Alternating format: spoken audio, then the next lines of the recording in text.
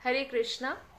भक्ति रसामृत सिंधु का हम 21वां अध्याय पढ़ रहे हैं, जिसमें बताया गया है कि कृष्ण के क्या क्या महान गुण हैं। और आज इस अध्याय का लास्ट पार्ट है। भगवान श्री कृष्ण का एक गुण है समदर्शी, संतुलन रखने वाला। जो व्यक्ति राग तथा द्वेष से अप्रभावित रहता है उसे संतुलन रखने वाला कहते हैं, अर्थात वो बैलेंस्ड रहते हैं हमेशा। यानी कोई भी प्रकार के जो भौतिक मोह है या ईर्ष्या है, इन सब से वो कभी भी प्रभावित नहीं होता है। और भगवान श्री कृष्ण के संभाव का उदाहरण हमें श्रीमद् भागवतम में प्राप्त होता है।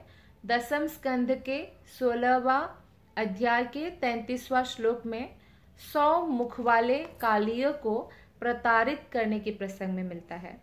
जब कालियों को कठोर दंड दिया जा रहा था, अर्थात भगवान ने कालियों को दमन करने के लिए उनके फनों पर नृत्य कर रहे थे, तो हालांकि भगवान तो बहुत छोटे से थे, तो कालिया नाग ने सोचा होगा छोटा बच्चा है, लेकिन भगवान जब नृत्य कर रहे थे उसके फनों पर, तो कालिया नाग को एक प्रकार से दंडित कर रहे थे। भगवान का जो भार है वो इतना लग रहा था कालिया नाग को कि वो उस दर्द से परेशान हो रहे थे। तो उस समय कालिया नाग की जो पत्नियां हैं, जो भगवान को मानते हैं और कृष्ण का दर्शन की अभिलाषी है, तो वो जो है प्रार्थना करती है कालिया नाग की पत्नियां कृष्ण से कि हे प्रभु, आप समस्त प्रकार के आसुरी जीवों को दंडित करने के लिए अवतरित हुए हैं। हमारा पति या कालिया अत्यंत पातकी है, अर्थात पापी है, अतएव आपके द्वारा उसको दिया जाने वाला यह दंड जो है सर्वथा उपयुक्त है। तो पत्नियां ये नहीं कहती। कई बार लोग कोई अपने आत्मीय जन को अगर कोई कुछ कह देते हैं, कई बार लोग इतना ज्यादा जो है अंधे हो जाते हैं मोह के कारण, तो आत्मीय जन को थोड़ा सा भी कोई कुछ कह देते हैं तो वो सहन नहीं कर पाते हैं, हालांकि उनके जो आत्मीय जन है उन्होंने कुछ गलत भी किया हो। तो ये धृतराष्ट्र जैसा कंसेप्ट है, क्योंकि धृतराष्ट्र भी इस तरह से पुत्र मोह में अंधे थे।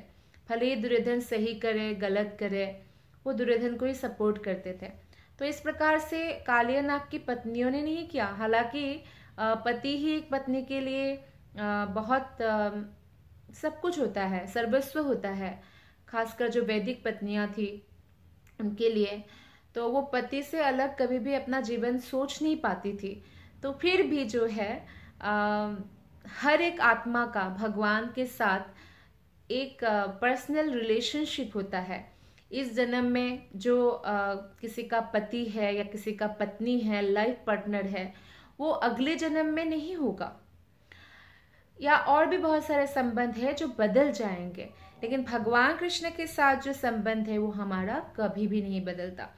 तो इन स्त्रियों का ऐसे कहना कि हमारे जो पति है वो अत्यंत पापी है, तो आपके द्वारा जो दंड दिया जा रहा है वो सही है।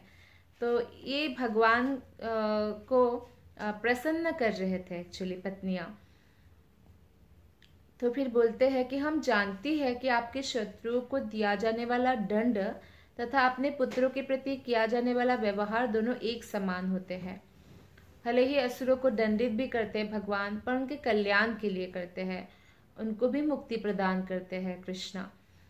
तो इस तरह से भगवान जो है कभी भी भेदभाव नहीं करते, हमें हमेशा समदर्शी होते हैं। असुरों को दंडित करके उनका कल्याण करते हैं और भक्तों को पुरस्कृत करके उनका कल्याण करते हैं। हम जानती है कि इस अभागे जीव के भावी कल्याण को सोचते हुए आपने इसे दंड दिया है। तो आप देखिए कि कालिया नाग की पत्नियां जो नाग ही परिवार से है, हालांकि नाग या सर्प को बहुत ईर्ष्यालु माना गया है, पर यहाँ पे ये लोग कितने बुद्धिमान हैं कि भगवान श्री कृष्ण का ग्लोरिफिकेशन कर रही है और वो बता रही है कि आपके द्वारा दंड दिया गया दंड भी असल में पुरस्कार ही होता है। अन्य एक स्तुति में कहा गया है कि हे भगवान कृष्ण, हे यदुवंशियों में श्रेष्ठ, आप इतने निष्पक्ष हैं कि यदि आपका शत्रु भी योग्य है तो आप उसे पुरस्कृत करेंगे, और यदि आपका पुत्र दोषी है तो आप उसको दंड देते हैं। तो हमारे समाज में क्या होता है, अगर कोई हमारे बहुत प्रियजन है, अगर वो गलत भी करे तो हम उसको नेग्लेक्ट कर देते हैं, गलती को माफ़ कर देते हैं, लेकिन कोई अगर थोड़ा सा भी गलती करे तो उसको हम नहीं छोड़ते हैं, राइट। तो इस तरह से नहीं है कृष्ण। कृष्ण समदर्शी है। अगर कोई शत्रु भी है लेकिन अगर वो पुरस्कृत करने योग्य है तो कृष्ण उनको पुरस्कृत करेंगे, और पुत्र भी है अपना, अगर गलती करेंगे तो उनको दंड देंगे।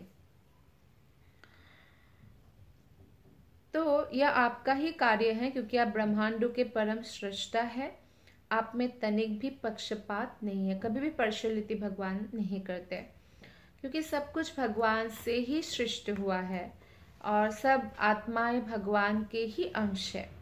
यदि किसी को आप में लेश मात्र भी पक्षपात दिखता है तो निश्चित रूप से भूल कर रहा है। तो ये भगवान का गुण है कि भगवान कृष्ण जो है समदर्शी है। कितने ही लोग संसार में हैं जो भगवान को नहीं मानते हैं, फिर भी भगवान उनका भरण पोषण करते हैं। नेक्स्ट गुण है भगवान का वदान्य। वदान्य का अर्थ है उदार। जो व्यक्ति अत्यधिक दान देता है वो उदार या वदान्य कहलाता है। आपने देखा होगा कि कई लोग हैं ऐसा समाज में जो भगवान की भक्ति में लगे हुए हैं और भगवान के प्रचार कार्य में अपने धन का व्यय करते हैं, भगवान के मंदिर निर्माण में, तो ये लोग वदान्य हैं। और वदान्य में सबसे वदान्य कौन है? कृष्ण है। जब कृष्ण द्वारका पर शासन कर रहे थे तो वे इतने वदान्य एवं दानी थे कि उनके दान की कोई सीमा नहीं थी। यहाँ तक कि चिंतामणि, कल्पवृक्ष, सुरभि गायों के ऐश्वर्य से युक्त वैकुंठ का भी अतिक्रमण हो चुका था। वो इतना दान देते थे कृष्ण। तो इस प्रकार से जब किसी भी व्यक्ति के पास, कृष्ण ये उदाहरण प्रस्तुत करते हैं कि किसी भी व्यक्ति के पास अगर धन आ जाता है तो उनको धन के प्रति इतना आसक्त नहीं हो जाना चाहिए कि उसको बांध कर अपने पास ही रखे। जैसे रुकता हुआ पानी में कीड़ा लग जाता है ना, तो ऐसे धन को पूरा के पूरा खुद ही अपने एंजॉयमेंट में यूज नहीं करना चाहिए।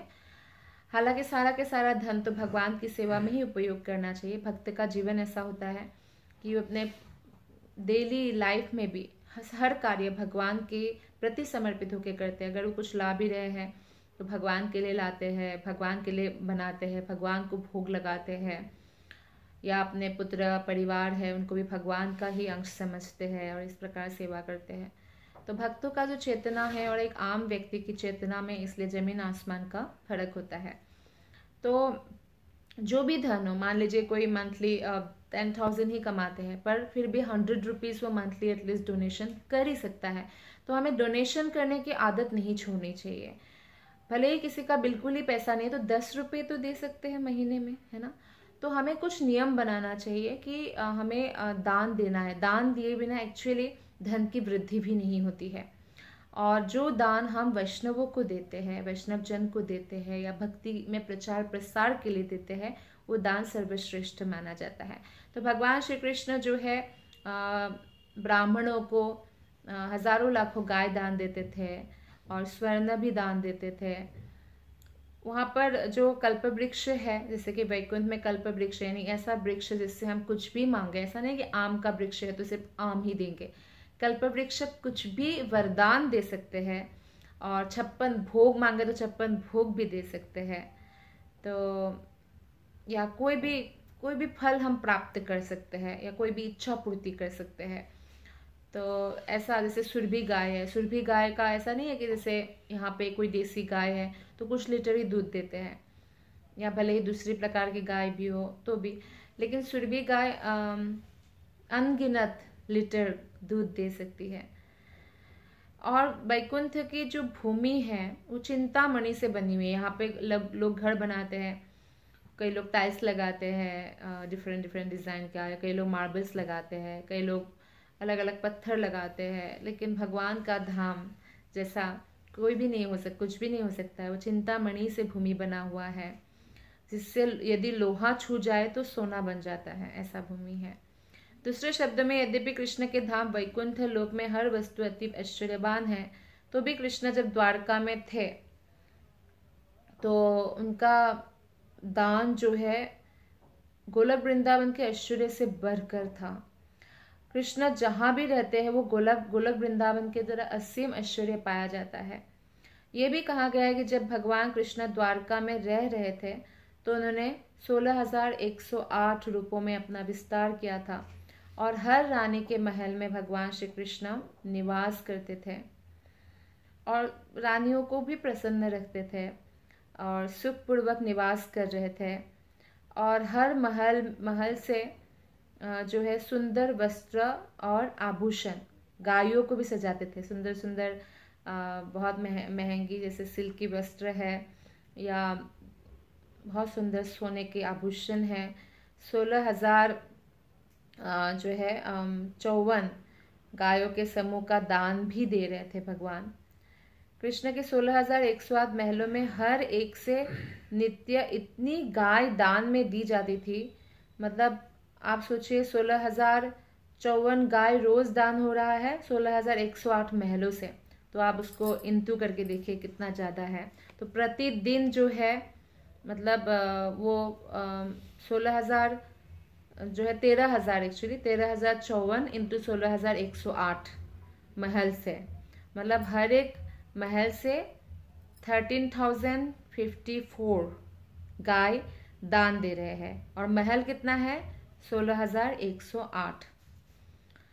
इतनी बड़ी संख्या में दान दी गई गौओं के मूल्य का अनुमान लगा पाना संभव नहीं है, किंतु जब कृष्ण द्वारका में शासन कर रहे थे तो उनका दैनिक कार्यक्रम था कि हर एक महल में कृष्ण है, 16,108 कृष्ण है वहाँ पे, और सभी कृष्ण हैं, कोई अलग नहीं है एक दूसरे से, एक ही कृष्ण है। तो ये कृष्ण की महावदान्यता है, उदारता है, दान करते हैं वो। नेक्स्ट कृष्ण की क्वालिटी है जो इस अध्याय के अंतिम गुण बताया गया है, धार्मिक है कृष्ण। जब कोई व्यक्ति शास्त्र अनुमोदित धर्म के नियमों का पालन करता है और अन्यों को भी उन्हीं नियमों की शिक्षा देता है तो उसको धर्मात्मा कहा जाता है। अर्थात जो शास्त्रों के अनुसार भागवत गीता, भागवतम, वेद पुराण उपनिषदों के अनुसार अपना जीवन जीते हैं, शास्त्रों के नियमों का उल्लंघन नहीं करते हैं, ऐसे व्यक्ति को धार्मिक कहा जाता है। ऐसा नहीं कि किसी भी पंथ को स्वीकार कर लिया और धार्मिक बन गए, उसको धार्मिक नहीं कहा जाता है। मनुष्य को धार्मिक सिद्धांतों के अनुसार कार्य करना चाहिए और अपने उदाहरण से दूसरों को भी शिक्षा देना चाहिए। लोग हमारी बात कब मानेंगे, जब वो देखेंगे कि वो जो बोल रहे हैं उसे वो फॉलो भी करते हैं, है ना। ऐसे व्यक्ति को जो है धार्मिक माना जाता है। और जब कृष्ण इस धरातल पर थे तो अधर्म का नाम नहीं था, क्योंकि अधर्म को कृष्ण नाश कर रहे थे। इस प्रसंग में नारद मुनि ने एक बार हंसी में कृष्ण को इस तरह संबोधित किया कि हे ग्वाल बालों के प्रभु, आपके बैल जो है धर्म का प्रतीक है, चरागाहों में चरते समय और अपने 4 पैरों पर चलते हुए अधर्म रूपी घास का सफाया कर चुके हैं। तो अर्थात भगवान श्री कृष्ण जो है इस धरातल पर होने के कारण जो है अधर्म का बोलबाला नहीं हो पाता था। कृष्ण की कृपा के धार्मिक सिद्धांतों की ऐसी कृष्ण देख रेख करते थे कि अधार्मिक कार्यों के लिए स्थान ही नहीं रह पाता था। कहा जाता है कि कृष्ण विविध प्रकार के यज्ञ करते थे, जिनमें स्वर्गलोक के देवताओं को भी भगवान आमंत्रित करते थे, और भगवान आमंत्रित करे तो देवता तो खुशी खुशी आते हैं। तो इस प्रकार जो है ये देवता अपनी प्रियतमाओं से दूर हो जाते थे। इसलिए पति वियोग से जो खिन्न देव पत्नियां, क्योंकि बार बार कृष्ण तो रोज ही यज्ञ करते हैं तो आते रहते थे देवताएं, तो विरह ऐसे बार बार सहन करना मुश्किल था देव पत्नियों के लिए। तो फिर क्या हुआ, देव पत्नियां जो है वो खिन्न हो गई थी और कलयुग में प्रकट होने वाले कृष्ण के 9वें अवतार भगवान बुद्ध के आविर्भाव के लिए प्रार्थना करने लगी। दूसरे शब्दों में वे भगवान कृष्ण के आने से प्रसन्न होने की बजाय, जो देव पत्नियां थी, कृष्ण के 9वें अवतार बुद्ध के लिए प्रार्थना करने लगे, क्योंकि बुद्ध ने पशुवध को प्रोत्साहन ना देकर वेद वर्णित जो अनुष्ठान यज्ञ है आदि बंद कर दिया। हालांकि बुद्ध भी भगवान के अवतार है, लेकिन भगवान श्री कृष्ण के जाने के बाद लोग वेदों के नाम पर इतना पशु हत्या करने लगे, इतना मांस खाने लगे कि एक प्रकार से भगवान ने एक प्रोजेक्ट बनाया कि बुद्ध अवतार लेकर आए, और फिर जो है बुद्ध ने समस्त वेद उपनिषदों को साइड कर दिया और बोला हिंसा परमो धर्म है। तो इस प्रकार यज्ञ अनुष्ठान बंद हो गए। तो देवपत्नियां इसलिए प्रार्थना करती थी कि जल्दी से जल्दी बुद्ध आ जाए, यज्ञ बंद हो तो मैं हमारे पतियां हमारे साथ हमारे पास ही रहे। तो इस प्रकार ना उनको निमंत्रण मिलेगा, क्योंकि कोई भी यज्ञ करते तो देवताओं के लिए पंडित जो है मंत्र पढ़ते हैं, तो देवताओं को आना होता है, क्योंकि वो उनकी एक प्रकार से ड्यूटी है जो भी यज्ञ करते हैं।